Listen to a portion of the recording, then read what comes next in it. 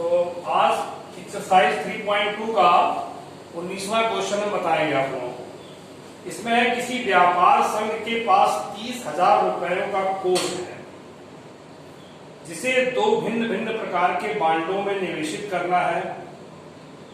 प्रथम बांड पर 5% वार्षिक, द्वितीय बांड पर 7% वार्षिक ब्याज प्राप्त होता है।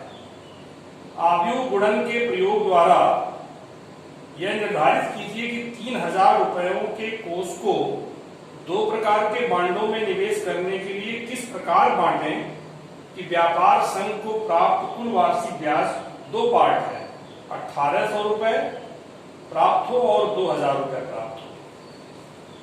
तो देखिए, एक व्यापार संघ है जिसके पास 30,000 रुपए है, उसको दो प्रकार के बांडों में, दो प्रकार के स्कीम में उसको निवेश करना है, जमा करना है। अगर प्रथम वाले स्कीम में जमा करता है तो 5% वार्षिक ब्याज की दर से उसको ब्याज मिलेगा।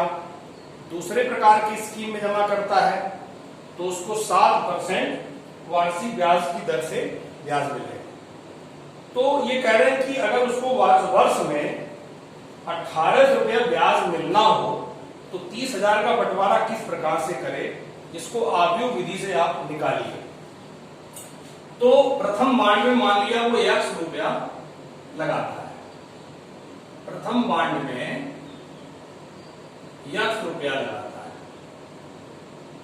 1 रुपया, तथा द्वितीय बांड में कुल कितना अमाउंट था, 30,000।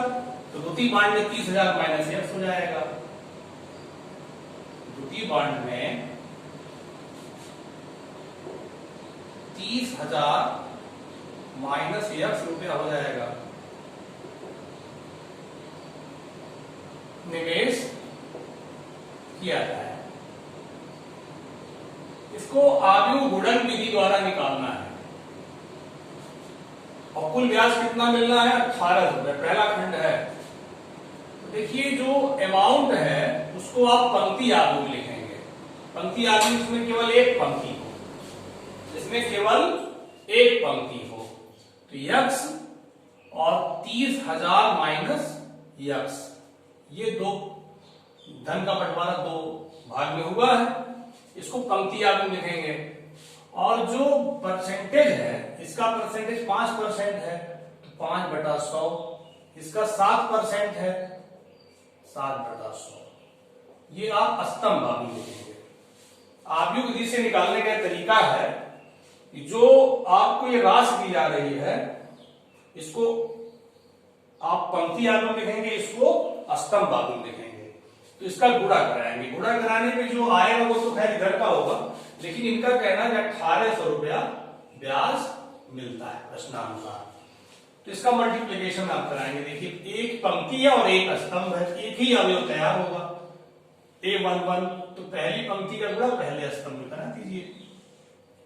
तो यक्स का गुणा इसमें 5x upon 100 plus 30,000 minus x into 7 upon 100।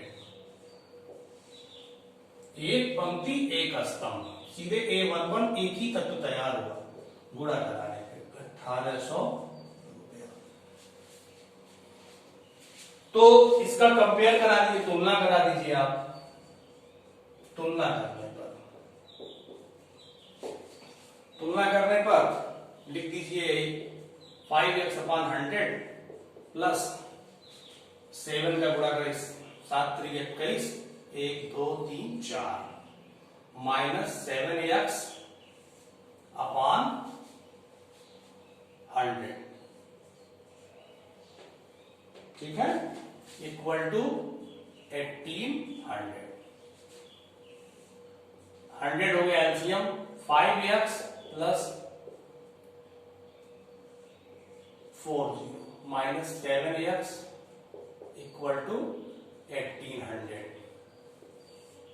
तो 5x minus 7x minus 2x, इसको 100 इधर कर दीजिए, 1 2 3 4, 1,800 गुणे 100 माइनस 2x बराबर 18 के बाद 4 जीरो माइनस 21 के बाद 4 जीरो। तो -3 30,000 आ गया, -30,000। तो माइनस दोनों तरफ है, x इक्वल टू 15,000, 15,000। तो x 15,000, इसका मतलब ये कि प्रथम बाण में 15,000 लगाए और द्वितीय बाण में 15,000 लगाए, तब उसको एक साल में 1800 का ब्याज मिलेगा। इसी प्रकार दूसरा आपका 19वां के बाद 20वां क्वेश्चन है। 20वां भी देख लीजिए। 20वां है, किसी स्कूल की पुस्तक की दुकान में 10 दर्जन रसायन विज्ञान की किताब है, 8 दर्जन भौतिक विज्ञान की किताब है और 10 दर्जन अर्थशास्त्र की किताब है। तो और उन किताबों का विक्रय मूल्य प्रति किताब दे रहा है। किताबें दर्जन में उपलब्ध हैं और जो उसका विक्रय मूल्य दे रहा है वो प्रति बुक किताब दे रहा है। और कह रहा है कि आप भी इस गणित के प्रयोग द्वारा इसको आप जो है गणना कीजिए कि दुकानदार को कुल कितनी धनराशि प्राप्त होगी। इसको भी ऐसे ही करिए, जो किताबें हैं उसको पंक्ति आप में लिखिएगा। किताबें कितनी हैं? 10 दर्जन। 10 दर्जन का मतलब 10 गुणे 12, ये हो गई रसायन विज्ञान किताब। 8 दर्जन भौतिक विज्ञान की हैं, 8 गुणे 12। 10 दर्जन अर्थशास्त्र की हैं, 10 गुणे 12। ये प्रति किताब आपका अपने किताबों की कुल संख्या हो गई। ये आपका फिजिक्स का है, भौतिक विज्ञान का नहीं, ये रसायन विज्ञान का है। ये रसायन विज्ञान किताब है और ये भौतिक विज्ञान की है, ये अर्थशास्त्र की किताब है, अर्थशास्त्र। और जो इसका मूल्य दिया उसको स्तंभ बाबू में लिखिएगा। एक किताब जो रसायन विज्ञान की वो 80 रुपए की है, इसको रुपए में 60 रुपया और 40 रुपए, ठीक है। अब इसका कुल मूल्य निकालना है, तो कुल मूल्य निकालेंगे जब आप, तो इन दोनों आंकड़ों का गुणा करा देंगे। एक पंक्ति है और एक स्तंभ है, A11 एक ही अवयव तैयार होगा, ठीक है। तो देखिए 120 गुणे 80 धन 12/96 गुणे 60 धन 120 गुणे 40, ठीक है। ये आपका 12/96 धन 6 के 36, 6 9 54 3 57 प्लस 12 4 48। इसको जोड़ लीजिएगा, जो भी आएगा वो आपका रुपए में आंसर हो जाएगा। ये फिर हटा दीजिएगा, यहाँ पे अमाउंट लिख दीजिएगा, ठीक है। ये दुकानदार को राशि प्राप्त होगी। इसके बाद जो क्वेश्चन उसको थोड़ा सा आपको समझना है ज्यादा ध्यान से, ठीक है। देखिए अगले क्वेश्चन में ये 5 प्रकार के अवयव दे रहे हैं, 5 प्रकार के अवयव दे रहे हैं। X Y Z W P, X Y Z W P, 21वां क्वेश्चन है। X Y Z W P, इसका क्रम दे रहे हैं। ये जो है एक्स 2 क्रॉस n का है, 2 क्रॉस n कोटि का अवयव है। y जो है 3 क्रॉस k का है, इसको ऐसे पहले लिख लेंगे। फिर z जो है वो 2 क्रॉस p का है, ठीक है। और w जो है n क्रॉस 3 का है और p जो है p क्रॉस k का है, कोटि का। ये अवयवों की कोटियां हैं। अब इनका ये 21 और 22 इसी पर आधारित है। इसी कोटि को ध्यान में रख के आंसर आप देंगे। तो देखिए ध्यान से, ये कह रहे हैं कि 21वां question P Y plus W Y के परिभाषित होने के लिए, माने इसको सत्य होने के लिए एन के पी, एन कामा के और पी में क्या प्रतिबंध होगा। देखिए पी और वाई का गुणा हुआ है, दो अवयवों का गुणा तभी संभव है जब पहले अवयव में स्तंभों की संख्या और दूसरे अवयव में पंक्तियों की संख्या समान हो। ये आपको जानना चाहिए। फिर योग है, योग अवयवों का योग तभी होता है जब समान क्रम के अवयव हो। ये दोनों बात ध्यान रखना पड़ेगा। तो P का मैं क्रम देख रहा हूं, P का क्रम है P cross K, P cross K, और Y का क्रम है 3 क्रॉस K, 3 क्रॉस K। अब देखिए दोनों का गुणा है ना, तो गुणा होगा तो K बराबर 3 निकलेगा। यहां से आपका K बराबर 3 निकला, K बराबर 3 होना चाहिए, दोनों बराबर होना चाहिए तभी गुणा हो सकता है। अब देखिए W आपका क्या है, N क्रॉस 3 का है, और Y क्या है 3 क्रॉस K का है, देख रहे हैं। तो यहां पे आपका देखिए जो P इंटू वाई करने पर आपका अवयव प्राप्त होता, P इंटू वाई करने जो अवयव प्राप्त होगा फाइनल P क्रॉस K का प्राप्त होगा, P क्रॉस K का प्राप्त होगा। ये बताया आपको, गुणा में गुणा कराने पर जो अवयव प्राप्त होता है ये तो बराबर होना चाहिए और प्राप्त होता है P क्रॉस K का। और यहां पे देखिए यहां क्या प्राप्त होना चाहिए कि N क्रॉस K का, N क्रॉस K का, और दोनों का योगफल है, दोनों योगफल है, दोनों समान क्रम होने चाहिए ना, तो दोनों समान क्रम होने चाहिए। इसका मतलब कि P बराबर N, P बराबर N होना चाहिए। तो दो रिजल्ट सामने निकल के आया, एक K बराबर 3, एक P बराबर N। इसका A विकल्प सही है, आपका A विकल्प सही है। 22वां देखिए, ये बात समझ में आई। जैसे ये गुणा है, बात समझिए, गुणा है, ये गुणा का नियम लगा दिए, दोनों गुणा का नियम। गुणा में क्या होता है, ये स्तंभ और पंक्ति बराबर होनी चाहिए, और जो प्राप्त होगा वो P क्रॉस K का प्राप्त होगा, P क्रॉस K का प्राप्त होगा। देखिए यहाँ N क्रॉस K का प्राप्त होगा। फिर योगफल है, योगफल तभी हो सकता है जब इस अवयव और इस अवयव की दोनों समान क्रम के होंगे। समान क्रम कब होगा, जब P बराबर N होगा। ठीक है, 22वां देखिए, 22वां में कह रहा है यदि N बराबर P, यदि N बराबर P, 22वां N बराबर P दे रहा है और कह रहा है 7x माइनस 5z की कोटि बताइए।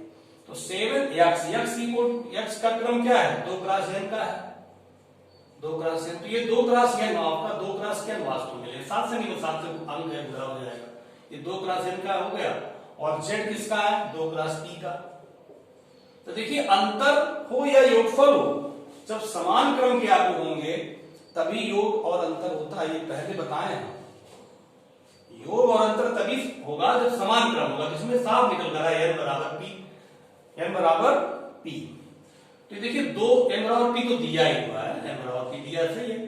अब ये 2 क्रॉस n का, 2 क्रॉस p का, अब देखिए विकल्प में आपका 2 क्रॉस p नहीं मिल रहा है, ठीक है, 2 क्रॉस n मिल रहा है, तो B विकल्प सही है, 2 क्रॉस n यही सही है, ठीक है। अब चलिए इसके बाद परिवर्त अवयव, अगले चैप्टर तक हम पढ़ते हैं परिवर्त अवयव किसे कहते हैं। इसको नोट कर लीजिए, हेड डाल लीजिए, परिवर्त अवयव, ट्रांसपोज मैट्रिक्स। कॉपी लेके बैठा करिए, और जब हम कहें लिखने के लिए तो लिखा करिए ट्रांसपोज मैट्रिक्स। तो ट्रांसपोज मैट्रिक्स क्या है, इसको समझ लीजिए पहले, और उसके बाद उसको लिख भी लीजिए। देखिए कोई अवयव है, उसकी पंक्तियों को, सभी पंक्तियों को स्तंभों में बदल दीजिए और स्तंभों को पंक्तियों में बदल दीजिए, तो जो अवयव प्राप्त होगा वो परिवर्त अवयव होगा दिए गए अवयव का। उदाहरण के रूप में यदि एक अवयव है a 1 4 6 5 2 -5 0, ऐसे अवयव है, कोई कह रहा है इसका परिवर्त अवयव निकालिए, a का परिवर्त अवयव, a का परिवर्त अवयव ज्ञात करो। तो बहुत सिंपल सी बात, इसका क्रम क्या है, देखिए 2 पंक्तियां हैं और 3 स्तंभ है, 2 क्रॉस 3 का है। इसका परिवर्त अवयव जो होगा उसको a डैश से व्यक्त करते हैं, a डैश या at भी लिख सकते हैं, at, ज्यादातर a डैश से व्यक्त किया जाता है, ठीक है। तो इसमें पंक्तियां 1 4 5 है ना, उसको स्तंभ में चेंज कर दीजिए, क्षैतिज है ऊर्ध्वाधर कर दीजिए। 2 -5 0 क्षैतिज है, इसको आप स्तंभ सिद्ध कर दीजिए। अब देखिए 3 पंक्तियां हो गई, 2 स्तंभ हो गया, 3 क्रॉस 2, ये आपका परिवर्तन हो गया। ठीक है, इसके बाद आपका चैप्टर आता है। चैप्टर में बहुत आसान क्वेश्चन है, इनको आप पहला दूसरा तीसरा 3.3 में पहला दूसरा तीसरा जो है एक जैसा है, चौथा 1 से 4 तक एक जैसा है। मैं आपको एक क्वेश्चन बता रहा हूं, बाकी आप तीनों बहुत आराम से लगा लेंगे। किताब रखिएगा, बहुत आसानी से लगा लेंगे। ठीक है, एक क्वेश्चन बता रहा हूं, तीसरा क्वेश्चन देखिए। तीसरा क्वेश्चन क्या है, इसमें दे रहा है a डैश बराबर 3 4 -1 2 0 1, b इक्वल टू दे रहा है -1 2 1 1 2 3। कह रहा सत्यापित कीजिए, 2 पार्ट है, दूसरा मैं बता रहा हूं। कह रहा सत्यापित कीजिए दूसरा पार्ट, a माइनस बी का dash equal to a dash minus B dash. ठीक है, तो इसका एलएचएस लेके आप चलेंगे। एलएचएस क्या है, a माइनस बी का डैश है, तो सबसे पहले आप a माइनस बी निकालिए। तो देखिए a जो है आपको a डैश दिया हुआ है, एज गिवन a डैश दिया हुआ है 3 4 -1 2 0 1। इसकी मदद से आप a निकाल लीजिए, इसकी मदद से क्या निकालेंगे, a निकाल लीजिए। तो a डैश का जब परिवर्त कर देंगे, a का परिवर्त कर देंगे a डैश आता है, a डैश का परिवर्त कर देंगे फिर a प्राप्त हो जाएगा। ऐसे 3 4 पंक्ति है, फिर कॉलम हो गया, -1 2 फिर 0 1, ये आपका a हो गया। ठीक है, अब आपका b पहले से है, तो अब जो है a माइनस बी निकालिए। a माइनस बी, a तो आप लिख ही लिए होंगे, a माइनस बी। a क्या आया था, 3 4 -1 2 0 1, ये a आया था। माइनस b क्या है, -1 2 1 1 2 3। तो अंतर बहुत आसान, 3 माइनस माइनस प्लस हो जाएगा 4 माइनस माइनस 2 -3। ठीक है, 0 -1 -1 4 -1 3 2 -2 0 1 -3 -2। ये आपका a माइनस बी आ गया। अब a माइनस बी का डैश करना है, a माइनस बी का डैश माने परिवर्त करना है, तो इसका परिवर्तन कर दीजिए।